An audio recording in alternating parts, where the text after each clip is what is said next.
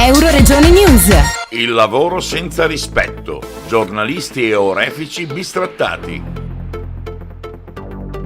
A Giorgia Meloni, leader di Fratelli d'Italia, durante la sua tournée in Friuli Venezia Giulia ho sottoposto un paio di patate bollenti. I giornalisti collaboratori esterni del Gazzettino con un nuovo accordo unilaterale che parte da 4 euro lordi per articolo e la Stroili Oro, ormai della francese Tom Europe, col rischio trasferimento a Milano per una trentina di dipendenti.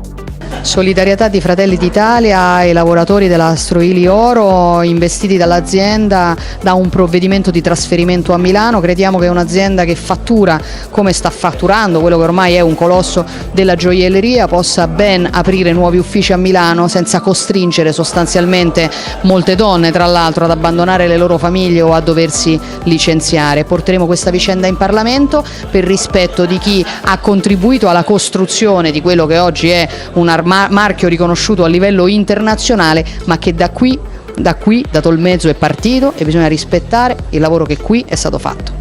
Un problema generale che secondo me riguarda il mondo del giornalismo e che riguarda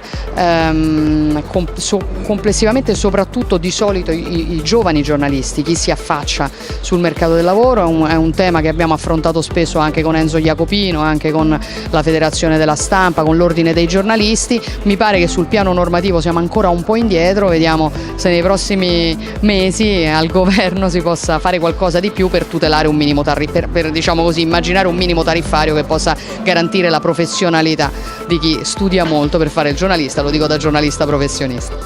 Da Tolmezzo per Euroregione News, Marco Mascioli. Euroregione News.